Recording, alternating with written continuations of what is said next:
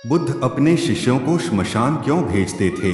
बुद्धा और शमशान की कहानी क्या आप जानते हैं? गौतम बुद्ध के बारे में एक बात प्रसिद्ध थी कि वो कुछ लोगों को तो सीधे अपना शिष्य बना लेते थे और बौद्ध संघ में शामिल कर लेते थे, लेकिन कुछ लोगों को अपना शिष्य बनाने से पहले वो उन्हें कुछ दिनों के लिए शमशान घाट में जाकर रहने के लिए कहते थे और फिर उसके बाद ही संघ में शामिल करते हैं। तो आखिरकार वो ऐसा क्यों करते थे, इसे आप जानेंगे इस कहानी के माध्यम से। एक दिन महात्मा बुद्ध से दूर हिमालय से एक व्यक्ति मिलने आता है और वह बुद्ध से कहता है, मैं आपके संघ में शामिल होना चाहता हूँ, कृपया करके आप मुझे दीक्षा दीजिए और अपने संघ में शामिल होने दीजिए। ये बातें सुनने के बाद गौतम बुद्ध उसे व्यक्ति की आंखों में देखते हैं और कहते हैं, मैं तुम्हें संघ में शामिल नहीं कर सकता। अगर तुम्हें संघ में शामिल होना है तो उससे पहले तुम्हें एक पूरा दिन और रात श्मशान में गुजारनी पड़ेगी। यह सुनते ही वह व्यक्ति डर जाता है और कहता है, बुद्ध यह कैसी शर्त है? दिन में तो ठीक है, लेकिन मैं रात को श्मशान में नहीं रुक सकता। बुद्ध ने पूछा, रात में क्यों नहीं रुक सकते? व्यक्ति ने कहा, क्योंकि रात होते ही श्मशान में भूत प्रेत और आत्माओं घूमने लगती हैं। बुद्ध ने पूछा, क्या तुमने कभी किसी भूत प्रेत या आत्मा को अपनी आंखों से देखा है? व्यक्ति ने कहा, नहीं बुद्ध, मैंने अपनी आंखों से तो नहीं देखा, लेकिन मैंने लोगों के मुंह से भूत प्रेत और आत्माओं के होने की कहानियां जरूर सुनी है और मैंने कुछ लोगों को भूत प्रेत लगते भी देखा है। ऐसे लोग बहुत अजीब अजीब सी हरकतें करने लगते हैं।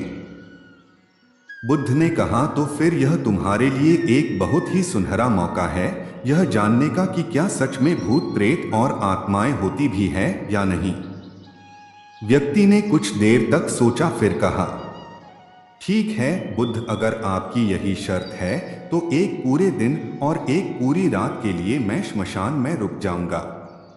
इसके बाद वह व्यक्ति बुद्धि से आज्ञा लेकर अपने घर वापस चला जाता है।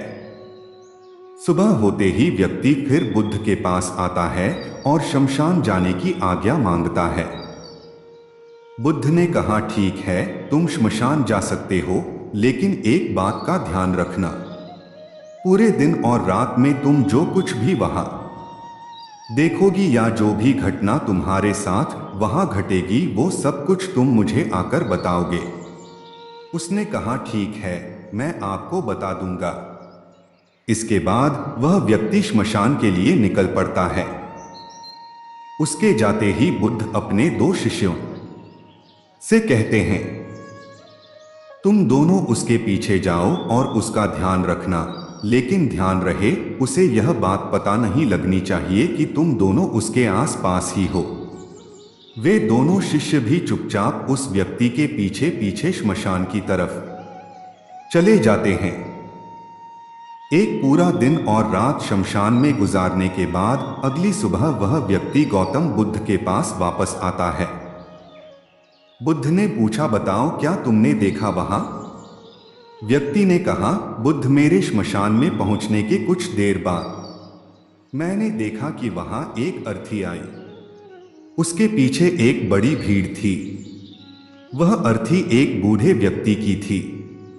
उस बूढ़े व्यक्ति के चारों बेटों ने अर्थी को कंधा दे रखा था। चारों बहुत दुखी दिखाई पड़ रहे थे। वही अर्थी के पीछे चलने वाले कुछ लोग बातें कर रहे थे कि अच्छा इंसान था बेचारा, लेकिन अब नहीं रहा।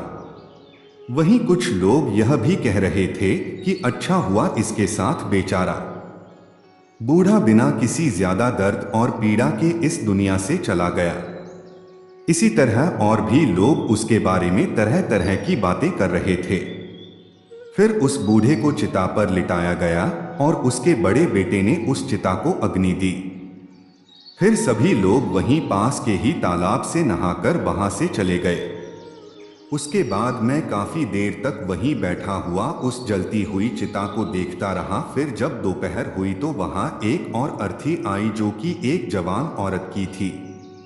उस औरत का पति उस अर्थी के आगे चल रहा था। वह बहुत दुखी था। उसकी आंखों से आंसू बह रहे थे। अर्थी के पीछे चलने वाले कुछ लोग कह रहे थे कि बहुत गलत हुआ, इस लड़के के साथ इतनी सी उम्र में ही इसकी पत्नी ने इसका साथ छोड़ दिया। अभी तो बेचारे की पूरी जिंदगी पड़ी है। दो छोटे बच्चे हैं, वह अकेले कैसे उनकी परवरिश करेगा। भगवान ने बहुत गलत किया। इसके अलावा वहां कुछ महान ज्ञानी व्यक्ति भी थे जो उस मृत्यु स्त्री के पति को समझा रहे थे कि रो मत, क्योंकि आज नहीं तो कल उसे यहां आना ही था। किसी को पहले ही तो किसी को बाद में, लेकिन एक दिन सबको यहां आना है। कोई मृत्यु से बच नहीं सकता, सब कुछ यहीं रह जाता है।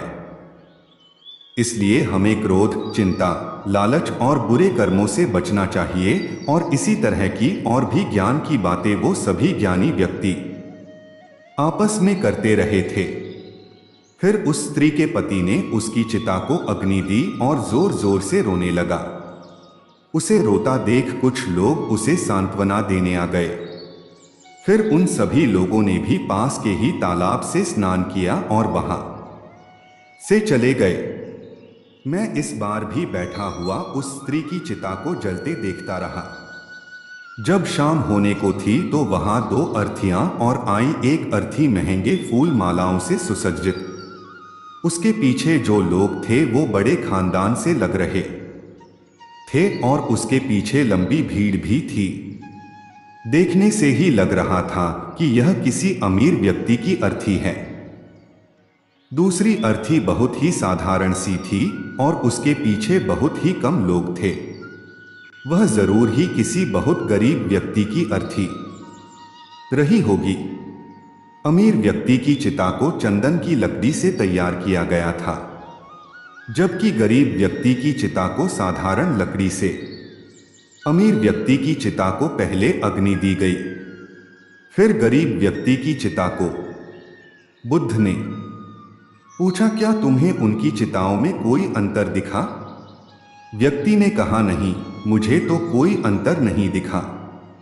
दोनों के शरीर एक समान ही जले और अंत में राख हो गए। बुद्ध ने पूछा, फिर क्या हुआ? व्यक्ति ने कहा, उसके बाद रात हो गई और वहां कोई नहीं आया।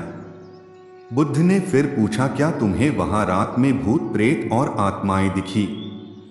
व्यक्ति ने कहा, नहीं, मुझे वहां कुछ भी नहीं दिखा, लेकिन मैं वहां पूरी रात खुद से ही डरता रहा।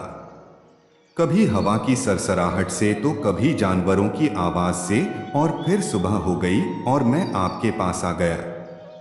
बुद्ध ने कहा, बहुत बढ़िया किया, लेकिन मैं तुम्हें संघ में शामिल नहीं कर सकता। व्यक्ति ने कहा, लेकिन क्यों? बुद्ध ने कहा, क्योंकि तुम अभी उसके लिए तैयार नहीं। संघ में शामिल होने के लिए तुम्हें एक बार और एक पूरा दिन और रात श्मशान में गुजारनी पड़ेगी। व्यक्ति ने बुद्ध को मनाने की बहुत कोशिश की, लेकिन बुद्ध नहीं माने तो उसने दोबारा श्मशान में जाना स्वीकार कर लिया। अगली सुबह बुद्ध से आज्ञा लेकर वह फिर श्मशान की ओर निकल पड़ा। बुद्ध ने इस बार फिर उसे व्यक्ति की सुरक्षा के लिए उसके पीछे अपने दो शिष्य फिर भेज दिए। एक पूरा दिन और एक पूरी रात श्मशान में गुजारने के बाद वो फिर बुद्ध के पास आया। बुद्ध ने फिर वही प्रश्न किया, बताओ क्या देखा तुमने वहां? व्यक्ति ने कहा, बुद्ध, कल मेरे सामने 8 लोगों की चिंताओं को अग्नि दी गई और उन सबके साथ भी वही घटनाएं हुई जो मैंने पिछली बार आपको बताई थी कि बहुत से लोग रो रहे थे, कुछ उन्हें सांत्वना दे रहे थे और कुछ ज्ञानी व्यक्ति तरह तरह की बातें कर रही थी। लेकिन एक अलग चीज जो मैंने इस बार देखी वो ये थी कि कुछ मृत व्यक्तियों के शरीर के कुछ हिस्से जो ठीक से नहीं जल पाए थे, उन अधजले हिस्सों को चील, कौवे और जानवर नोच नोच कर खा रहे थे। कुत्ते कुछ हड्डियों को अपने साथ उठा ले गए। यह सब देखकर मुझे एक चीज का एहसास हुआ कि जिस शरीर को हम इतना महत्व देते हैं, उसका अंत भी एक दिन इसी प्रकार होना है। व्यक्ति ने कहा, बुद्ध, अब तो मैं बौद्ध संघ में शामिल हो सकता हूं। बुद्ध ने कहा, नहीं, मैं अब भी तुम्हें संघ में शामिल नहीं कर सकता। व्यक्ति ने कहा, लेकिन बुद्ध, मैं तो आपके कही गई बात के अनुसार 2 बार शमशान में रहकर आ चुका हूं। अब तो आपको मुझे संघ में शामिल करना ही पड़ेगा। बुद्ध ने कहा, जिस महत्वपूर्ण चीज को देखने के लिए मैंने तुम्हें श्मशान भेजा था, तुम अब तक उसे नहीं देख पाए हो, इसलिए मैं तुम्हें संघ में शामिल नहीं कर सकता, और तुम जब तक श्मशान में वो नहीं देख लेते जिसके लिए मैंने तुम्हें वहां भेजा था, तब तक तुम संघ में शामिल नहीं हो सकते। यह सुनते हुए व्यक्ति फिर से आज्ञा लेकर अगली सुबह श्मशान की तरफ निकल पड़ता है। वह एक पूरा दिन और रात श्मशान में गुजारता है, लेकिन इस बार उसके अंदर अलग ही चमक आ चुकी थी। उसने वह घटना देख ली थी जो बुद्ध उसे दिखाना चाहते थे। अगली सुबह होते ही उसे बुद्ध के पास पहुंचने की जल्दी नहीं थी। वो अंदर से एकदम शांत और स्थिर हो गया था। उसके चेहरे पर गंभीरता आ गई थी। वह धीरे धीरे चलता हुआ गौतम बुद्ध के पास पहुंचा और उन्हें प्रणाम कर बिना कुछ बोले शांति से बैठ गया। बुद्ध ने फिर वही प्रश्न किया, क्या देखा तुमने वहां? व्यक्ति ने कहा, मैंने देखा कि 4 लोग मुझे अर्थों में लिटाकर शमशान की तरफ ला रहे हैं। लोग मेरी अर्थी के ऊपर फूल मालाएं फेंक रहे हैं। एक बहुत बड़ी भीड़ मेरी अर्थी की पीछे पीछे चल रही है। मेरे पिता, जो कि मेरी मौत से बहुत दुखी हैं, वो रोते हुए मेरी अर्थी के साथ चल रहे हैं। मेरा छोटा भाई भी मेरी मौत से बहुत दुखी है और रो रहा है। कुछ लोग मेरे भाई और पिता को समझा रहे हैं और उन्हें सांत्वना दे रही है। भीड़ में चल रहे हैं। कुछ लोग भी मेरी मौत से दुखी हैं और कुछ दुखी होने का दिखावा कर रहे हैं। भीड़ में से कुछ लोग बातें कर रहे हैं कि अच्छा इंसान था, अभी उम्र ही क्या थी बच्चे की, लेकिन भगवान ने इसे इतनी जल्दी बुला लिया। और भी लोग मेरे बारे में तरह तरह की बातें कर रहे हैं। फिर मेरी अर्थी को श्मशान की जमीन में रख दिया गया। मैं सांस लेना चाहता था, लेकिन मेरे अंदर सांस नहीं थी। मैं अपने हाथ पैरों को हिलाना चाहता, लेकिन मैं हिला नहीं पा रहा था। मैं अर्थी से उठकर अपने पिता को गले से लगाना चाहता था और अपने छोटे भाई से ये कहना चाहता था कि माता पिता का ध्यान रखना, क्योंकि अब तुम ही हो जिसे पूरे घर को संभालना है। उसके बाद मुझे उठाकर चिता में लिटा दिया गया। फिर मुझे एक कपड़े से ढक दिया गया। उस कपड़े के बाहर मुझे कुछ भी दिखाई नहीं दे रहा था। फिर मेरे ऊपर बहुत सी लकड़ियां रख दी गई। वो मुझे बहुत भारी लग रही थी। मैं उन्हें हटाना चाहता था। मुझे अंदर घुटन महसूस हो रही थी। फिर कुछ समय पश्चात मुझे गर्मी का आभास हुआ। मैंने देखा कि मेरे पूरे शरीर पे आग लग चुकी थी। मेरा पूरा शरीर किसी लकड़ी की भांति चल रहा था। मैं चिल्लाया, लेकिन मेरे मुंह से आवाज नहीं निकली। मैं उस अग्नि में पूरी तरह से खो गया था। मैं पूरी रात खुद को ऐसे ही जलता देखता रहा और अंत में मैंने पाया कि मैं राख में तब्दील हो चुका हूं। उस पूरी रात मैं पता नहीं कहां खोया रहा। ना तो मैं डरा और ना ही मुझे किसी प्रकार के डर का एहसास। और सुबह होते ही मैं आपके पास आ गया।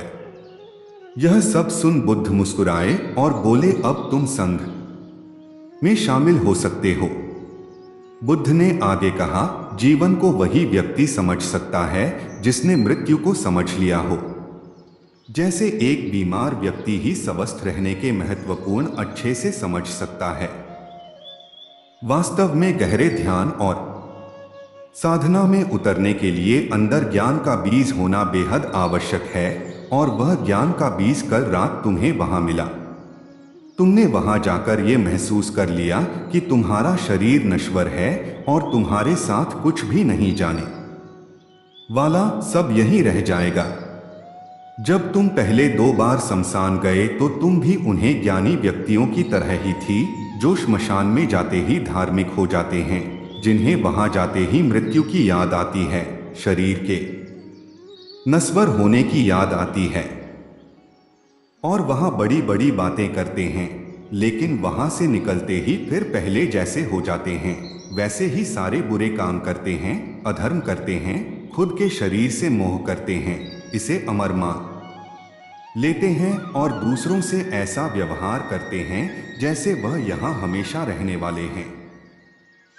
लेकिन जब तुम तीसरी बार वहां गए तो तुम्हें अंदर से यह आभास हुआ कि तुम असल में वो नहीं हो जो तुम खुद को मानते। खुद के अंदर गहरा ध्यान और समर्पण पैदा करने के लिए शरीर की नश्वरता और मृत्यु का अनुभव करना बेहद आवश्यक। अब जो ज्ञान का बीज तुमने कल रात वहां पाया है, उसे अपने ध्यान में परिवर्तित करना है और उसे इतना बड़ा करना है जो व्यक्ति तुम्हारे पास आए उसकी समस्या को तुम आसानी से दूर कर सको। सीखा इस कहानी से हमें शिक्षा मिलती है कि हमारा शरीर नश्वर है, यह एक दिन खत्म हो जाएगा। अगर किसी व्यक्ति ने जन्म लिया है कि मौत निश्चित है, इसलिए हमें क्रोध, हिंसा, लालच जैसी बुरी आदतों को आज ही छोड़ देना चाहिए। पता नहीं आज हम हैं कि कल भी होंगे, इसलिए हमें वर्तमान समय में अच्छे काम करने चाहिए।